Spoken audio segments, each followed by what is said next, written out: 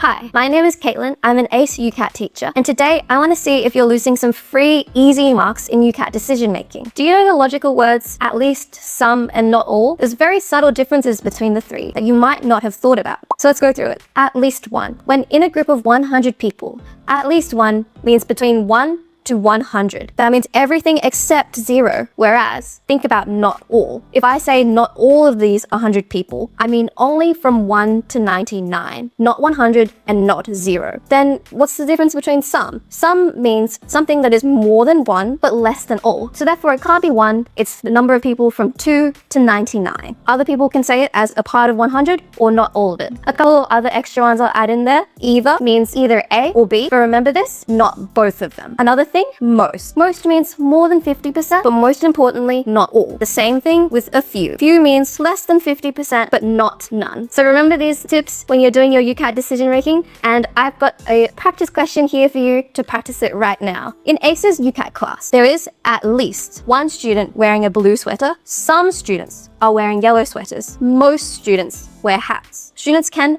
only wear one sweater. All students wearing yellow sweaters sit in the front row. Now have a think about all of those words that we just used. You can scroll back in the video to see their definitions again, but let's try to answer these conclusions below. Remember, in decision-making UCAT, there are yes and no conclusions. No doesn't mean that it's 100% false. No only means that you either can't tell or it is false. So, conclusion number 1, at least one student in the class who is not wearing a hat. Let's go back to what at least means. At least means 1 to 100. So, there is at least one student in the class who is not wearing a hat. Let's go back to the information we were given. What do we say about hats? Well, most students wear hats. What was our definition of most again? Let's go back to our definitions. More than 50%, but not all. So therefore, there will be at least one student not wearing a hat because most means more than 50%, not the whole 100%. This one would be a yes. Let's move on to the second conclusion. There are more students in the class wearing yellow sweaters than students wearing blue sweaters. Let's go back to the information that we were given about yellow and blue sweaters. At least one student is wearing a blue sweater, and some students are wearing yellow sweaters. Does that ever give us an indication of an amount? And even more so than that, a comparison between the two? No. So we're going to put that as a no. Let's go to the third conclusion. At least one student in the class is not wearing a sweater. We had a whole passage about sweaters. We know that there's at least a student wearing a blue one and at least 2 students wearing yellow sweaters, but we don't know whether all of the students in the class are not wearing sweaters or are wearing sweaters. That's a no. And this is the same thing for the next one, all students. Do you see how these two statements are opposite, and yet both of them are not concludable? And finally, no student in the class wearing a blue sweater is in the front row. So this is incorporating our final piece of information. Let's read it again. All students wearing yellow sweaters sit in the front row. Did we ever mention blue sweaters in there? Is there